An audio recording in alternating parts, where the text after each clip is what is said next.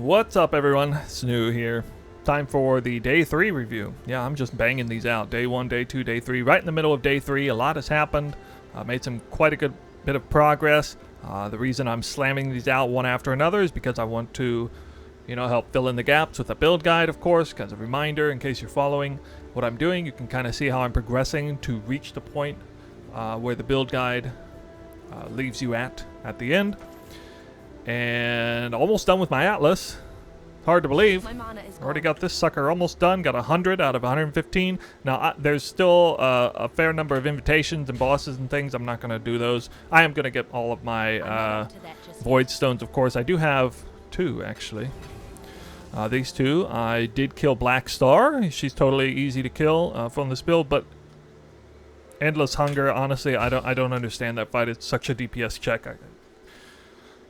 It's insane. I don't know how to do that fight because I feel like there's no uptime on the boss, basically. And then I'm terrible with the sludge phase anyway, so I went ahead and bought the hunger boss, and then I will be buying the other 2 as well. However, the invitations or the materials to do those bosses do cost quite a bit, and I don't quite have enough yet. I do have 121 chaos on me. I've been spending most of what I earn. You can see I'm not exactly floating some crazy amount of currency, but it's not too bad. So where's that currency been going? I'll show you right here. I got basically the 4th iteration of my weapon.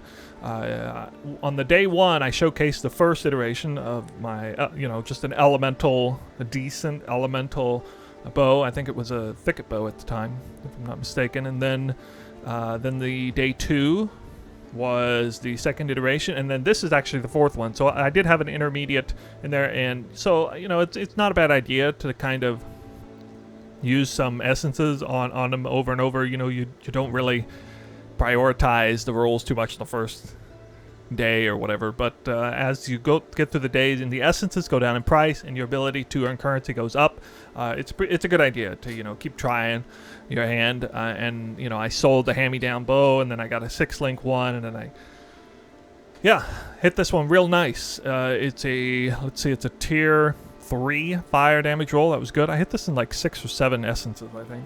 And then +1 level of socketic gems is actually decent. Not that great for attack-based build.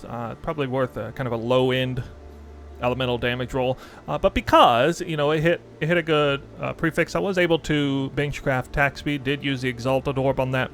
By the way, warning to those of you who think Exalt slamming is fun. It took me 5 Exalt slams to hit this 12%. They were in the following order: 11, 11, 11, 11, 12. So I blew 50 chaos to hit 12%. I just was too pissed to settle with 11%, and I just kept hitting it over and over and over. So yeah, that can happen. That's like anti-streamer RNG there. Must be because I was off stream, I guess. But anyway, the bow is fantastic. It's a lot of damage. It's now putting me at 25,000 DPS. According to this sheet, that's much higher than it was on day 2. Much higher. So you're gonna get to see that in action here pretty soon. By the way, there's a Soulthirst belt. Yep, it's on now. So I got that set up, and I probably could have set that up by the time that I came out with the day 2 review, but it's kind of a headache to get your flasks set up. Once you get it done, it's done. But you do kind of want to have a very solid game plan about what you want. So I have my flask exactly the way that I have the build guide, except there's no Taste of Hate. Now, there's no major reason to get a Taste of Hate when you're doing pure elemental, because you're not taking any advantage of the gain physical as extra cold mod. You are taking advantage of the defensive side of that flask, and it's still good. But I think the armor flask, if you have any amount of armor on your gear at all, which I do here, it's probably actually superior on a pure elemental build. So I have that going on there. Ironically, the duration of the flask is actually shorter than Taste of Hate. Taste of Hate default has a long duration. I got very lucky with the enkindling orb on these first 2 flasks, but the other ones are a little lower. I did spend a lot of enkindling orbs. Even when I hit like 86% or whatever, I re-rolled them until I got 90. I think I blew something like 60 enkindling orbs to hit all of these up. So I wasn't actually lucky. It kind of looks, as I scroll through here, it looks like I got lucky, right? But no, I I used like 60 of them to hit these, so, and they cost 1 chaos apiece, so that was kind of expensive. By the way, the flasks are not too cheap either. I think the average cost of each one of these flasks was probably in the neighborhood of around 10 to 20 chaos. The Bismuth flask was only 15 chaos, nicely. And I was planning to self-craft this one, but I found a buyer who was trying to sell his, so it took me 2 Cinder Swallows to unveil the Veil modifier. That's how you get the mana cost of skills during flask effect reduction. And yeah, I mean, these are satisfactory. These are as good, if not better, than the ones in the build guide, final gear iteration. So that is the flasks, that's the Soulthirst. Quiver is exactly the same. I think the quiver is an item that I'm kind of likely to replace at some point. I'm noticing the market on these is not too shabby. I think I can definitely do better than this for a reasonable price. If I can do one, you know, I would settle paying up to a Divine Orb for one, maybe. In terms of value, probably not any more than that, honestly. And then a ring. I did recently buy this ring a couple hours ago. It's not a huge upgrade from what I had before, but it was up there for very cheap, 30 chaos, and it's higher attribute rolls. It also has damage recouped as life, which is deceivingly good. It's very good whenever your map mods roll something like cannot regen or cannot leech, and then you take a severe hit in your recovery for that, or just a general map mod, you know, less recovery across the board. Which does affect this mod, but you know, it's just giving you more recovery overall. So now I basically have 4 different kinds of recovery. I do like this mod. I tested it out pretty heavily back 2 leagues ago when I was running Toxic Rain. I remember being quite impressed by it. So yeah, I have that mod there. You know, it's pretty nice. I'm able to bench craft a little bit of extra damage, and the max life is good there. I got myself a goal. You might have noticed that sitting on my head. Yes, this is by far the most expensive item that I'm wearing right now. It's not supposed to be. 2 leagues ago, it was a 2 chaos item. Last league, it was a 20 chaos item. And this league, it basically keeps going up in value by a factor of 10 for the past 2 leagues, essentially. I guess people are really on board with how powerful it is. And I'm not arguing one bit. I think this helmet is more powerful for a build like mine than basically any other. Honest to God, this helmet is worth more than a Mage Blood, as far as I'm concerned. As far as the way I play the game, you know, as far as how I map the value I get out of it, it's worth way more than a Mage Blood. It's not worth that much for the average player with what they're doing, but for me and what I'm doing, it's absolutely worth its weight in gold. So I have it, and I immediately notice a huge power boost to it. You know, getting the little minor acceleration speed shrines, basically doubling my damage. The interaction with increased action speed combined with the Soulthirst attack speed increase is just insane, because they're separate modifiers, and they're just, wow, just compounding attack speed. It's pretty insane. I did have to put the Southbound gloves away. By the way, here's an interesting piece of information for you. It looks like there might be some sort of hard line on red maps, so you can't freeze bosses or multiple Arch Nemesis mods, not just ones that rolled Frost Strider as a modifier, but multiple times. I'd say like 20% of Arch Nemesis mobs I was no longer able to freeze. I think every single boss I was no longer able to freeze, literally like going from tier 10 to tier 11. It just suddenly happened, and I was like, okay, I gotta put those away now, because I ended up having to like fight a boss like with my inventory open and like fire an arrow and whoop, do that, and then he would die. It was really super annoying. So I highly recommend the Southbound gloves. And what they were, that modifier, the downside was you cannot kill targets that are not frozen.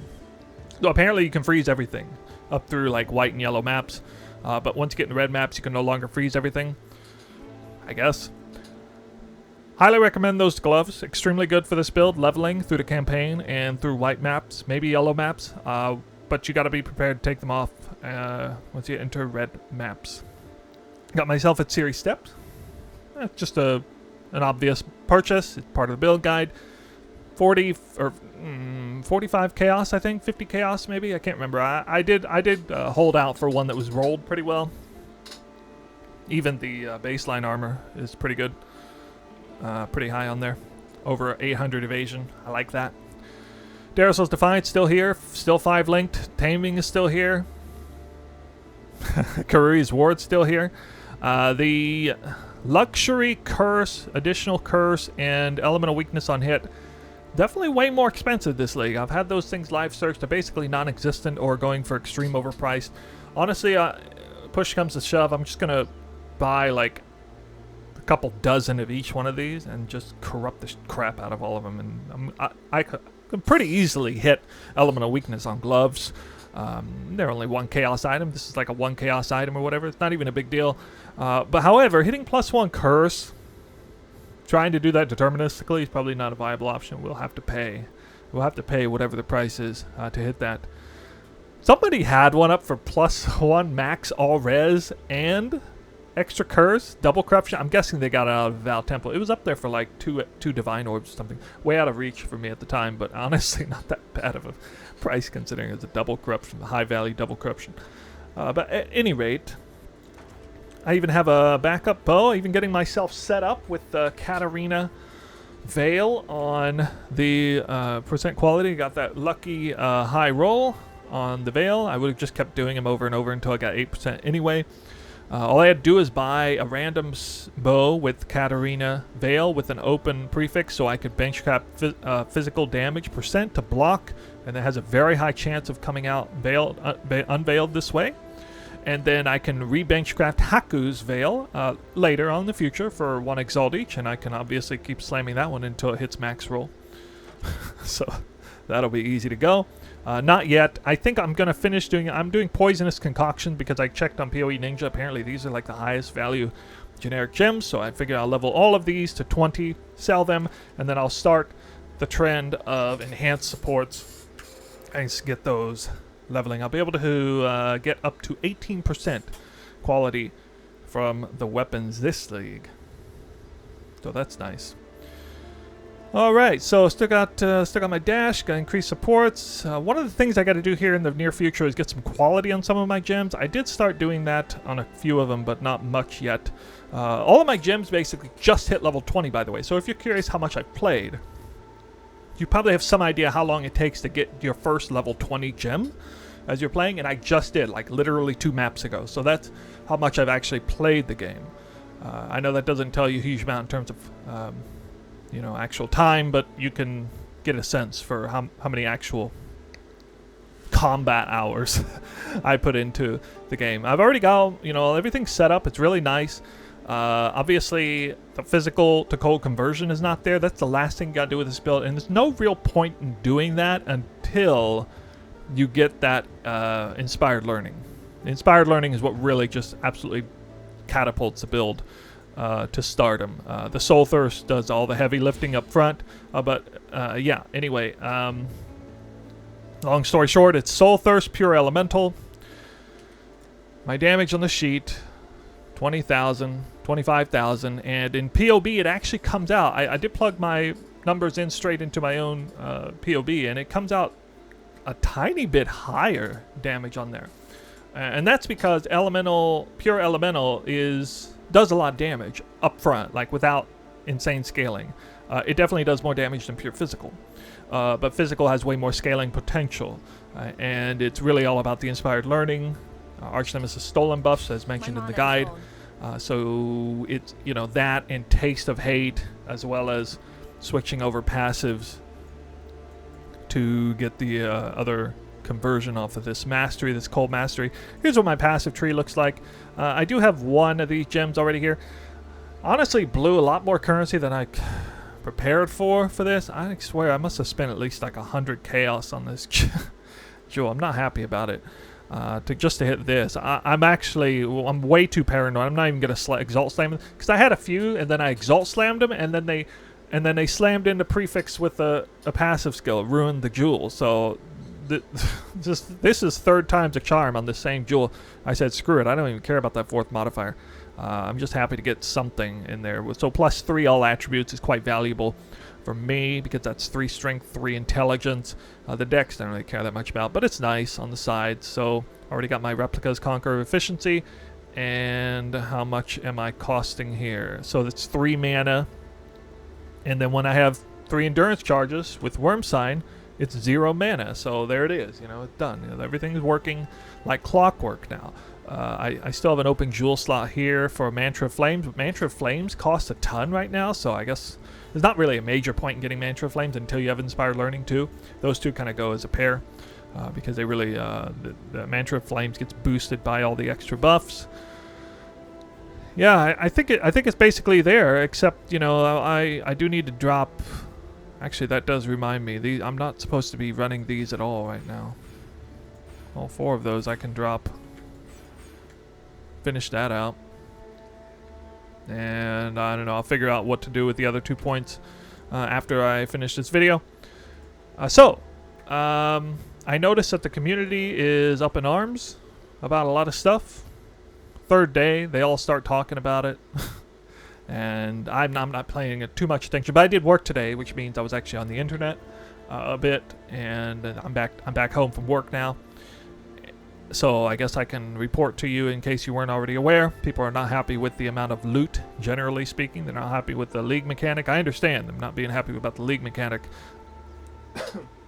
Apparently, it is quite lucrative. If you had all the information in the world, you knew exactly how it works. I'm pretty sure the league mechanic's pretty good, and they're going to buff it anyway. So it's going to probably be absolutely tripping balls, insanely lucrative. And the combination of the incoming buff with knowing exactly how to set it up for maximum value, it may be even crazier than Sentinel League. I wouldn't be surprised. Don't hold out though. Not sure. General loot, I don't know. I mean, I feel like it's fine. I feel like it's the same as it's always been for me. People always forget every month they get a case of memory loss. I feel like every 3 months, you know, oh, this game's so hard. Oh, the loot's so bad. Well, yeah, like compared to what you were doing at the end of the league before, you know, we're killing monsters at like 1/4 of the speed with like half of the quantity on the map and 2/3 of the pack size or whatever. So of course we're going to see way less loot, and it's going to be way harder because we're doing only a fraction of the damage that we're doing on a finished character. I don't know. I feel like people just have memory loss on that. So it's going fine for me.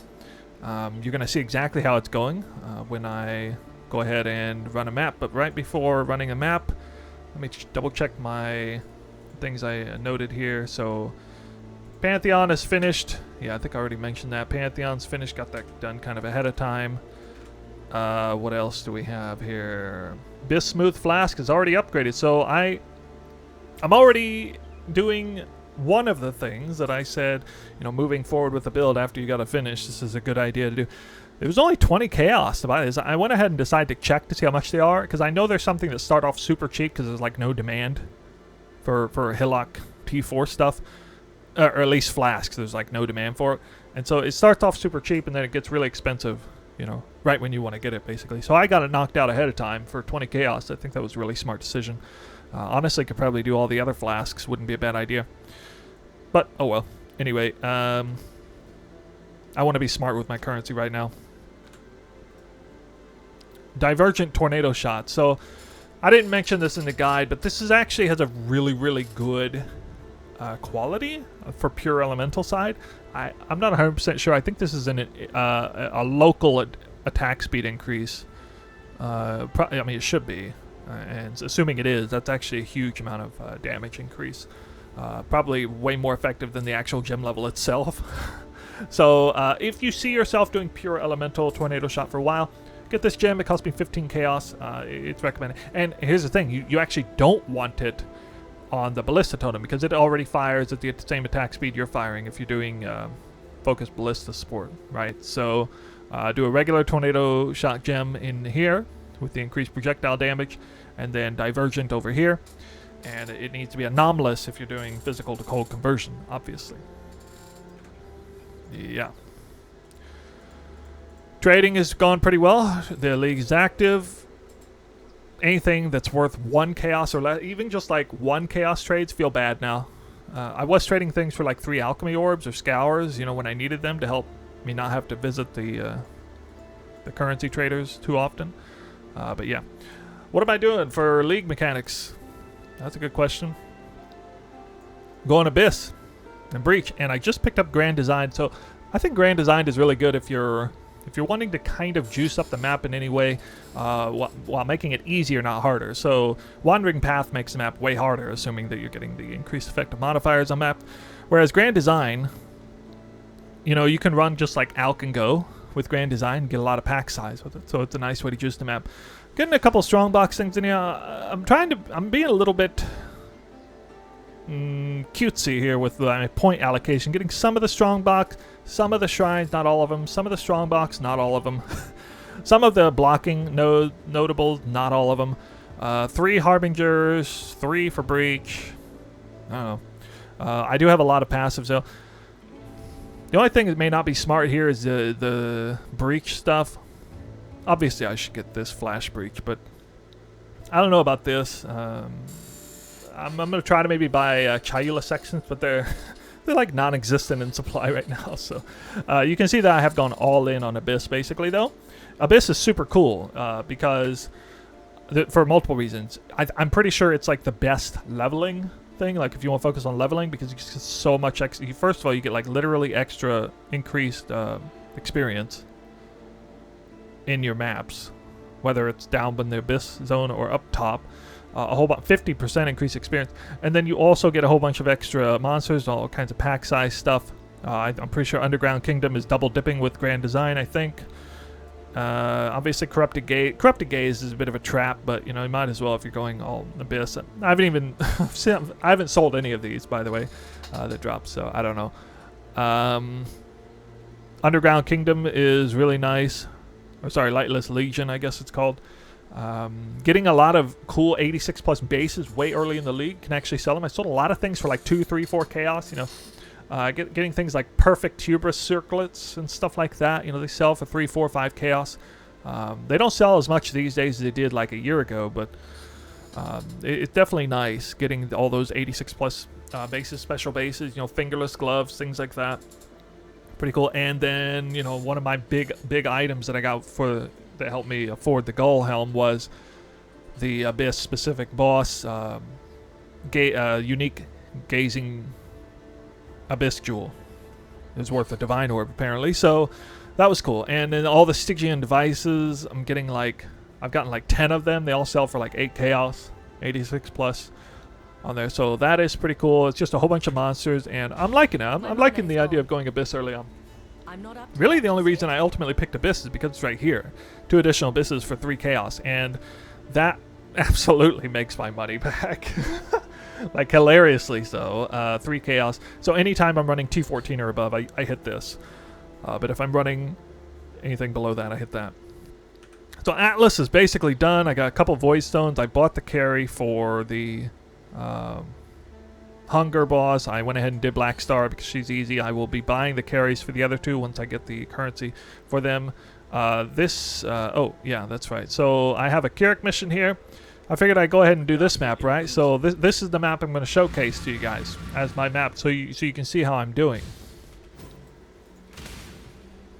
You can see I'm moving pretty fast right here. I'll move a little bit faster. And man, look how fast I finished that map. That's literally the fastest map I've ever done. But no, seriously. There you go. So this is a T15. This is the last regular map that will complete my entire Atlas. So I'm just kind of celebrating here a little bit. I'll go ahead and run Abyss here so you can kind of see this. I can't put anything in the fragments. Got that blocked out. I'll run Eater of Worlds, I guess. Here we go. Let's see how it goes. So this is not a T16, so don't get too excited. You know, see me just rip through this map like it's nothing. Just a T15, not a T16. It's just nothing bad. Yeah, heist stuff sells a lot. Blocking some things. I see this thing come out all the time. I'm surprised at how valuable Strongbox is with so little investment. Honestly, kind of insane. Oh, I don't even know why I hit that. I'll accept, I guess. Could be good. Let's check out Legion now. Legion I'm not really focusing on. But, yeah, I mean, might as well do it. I think Legion's a little bit hard for me. You can see I can't really even fully clear it.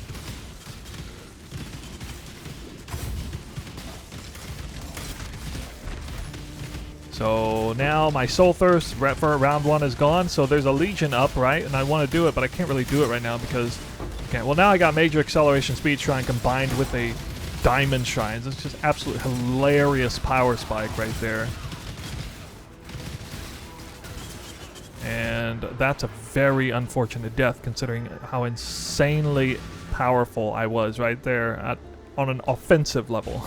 Of course, Major Acceleration Speed Shrine and Diamond Shrine does nothing for my defenses, so that was a major loss. So yeah, you can see still very susceptible to dying, but I don't know, I mean, fairly tanky overall. I'm also, actually, I should probably stop hitting all of these altars. I don't know why so many are spawning.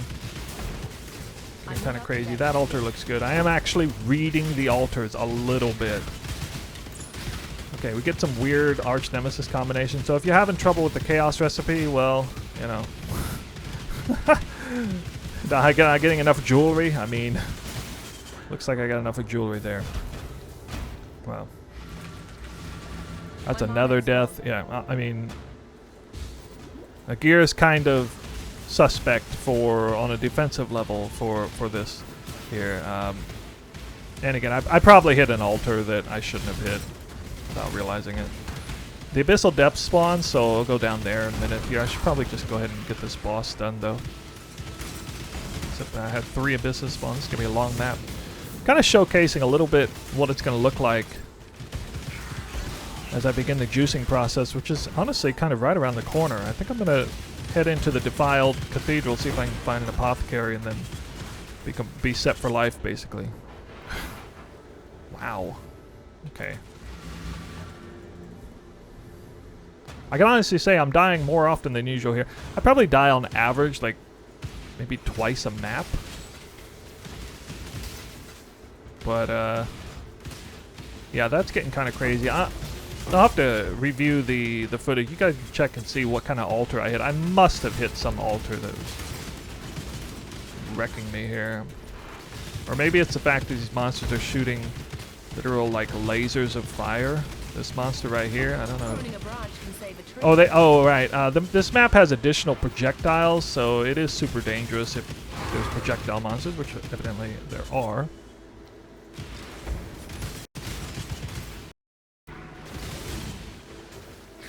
I want to try and kill this boss before the Soulthirst ends. Barely get it. Nope, can't do it. Now I have an Acceleration Speed Shrine, which will help me kind of grind through. So I'm trying to finish this boss off. Even a T15 boss I can kill without any Soulthirst up. I mean, I can do it. It's not horrible. So that's good to see, right? Now let me take you into the Abyssal Depths to see how that goes.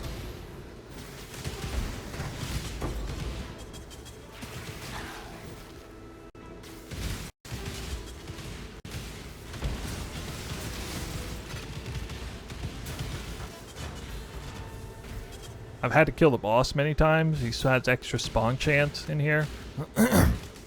See, the monster level is 86. So it's 3 levels higher.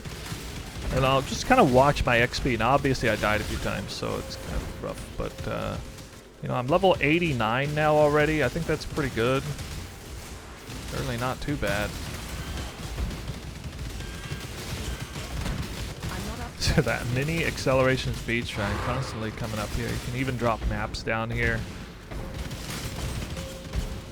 Now I'm gonna kind of skip the rares in this case because what I want to have happen is I want to take this Soul Eater buff into the boss room, right?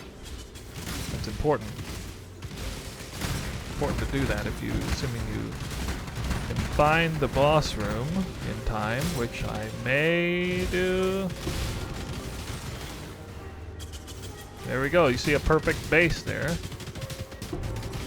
And a Stygian Vice. Okay.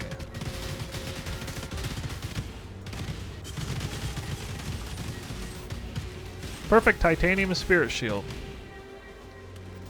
I'll check in a second, see what that's worth. So I am dying more from like dot damage, things like corrupted blood, bleeds, ignites, and stuff. They're pretty rough for my character right now. That seems to be the biggest issue. I feel like Inspired Learning is going to solve basically all of my problems once I get that thing on. But it is, you know, it's apparently the most expensive item for this build because it costs something like 4 divine orbs right now. That thing, here's what I thought in the build guide. I said it's projected to be cheaper than ever before. I based that assumption on the fact that GGG literally told us they were reducing the number of rares and maps, which honestly it doesn't look like they did. And then on top of that, so you see I got 2 bars of experience in there. Isn't that kind of crazy? Like 2 full bars. I feel like that's kind of crazy. 89. So for some reason, Inspired Learning is way more expensive than ever before. Doesn't really make a whole lot of sense to me. But I guess that's what it is. So an 86 Titanium Spirit Shield by itself is 2 Chaos. Let me go see what a perfect base is.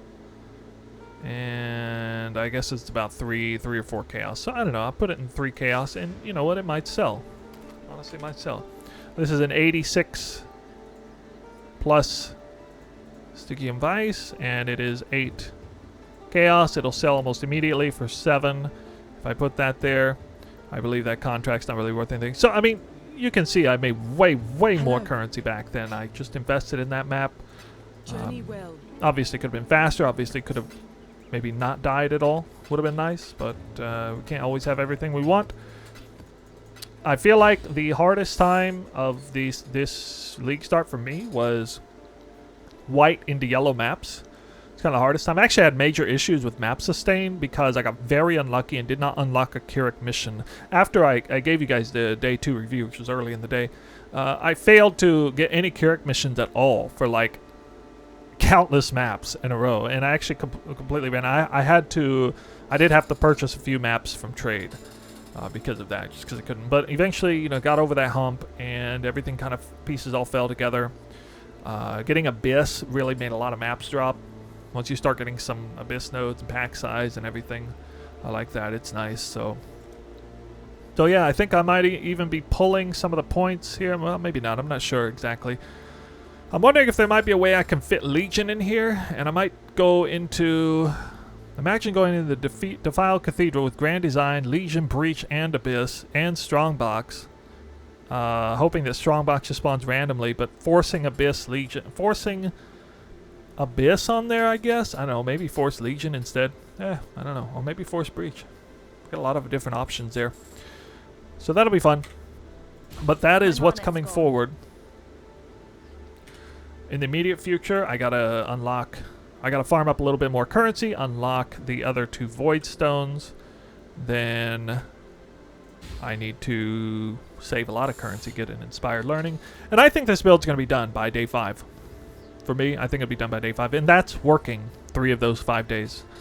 Yeah, I already got 2,900 life. That's almost already the normal amount there. Anyway, let me know how you guys are doing. Let me know if there's anything else you want me to talk about specifically. That is my day 3 review. It's going pretty good. Now I'm gonna hang up the video and actually go stream live so you guys can watch me there.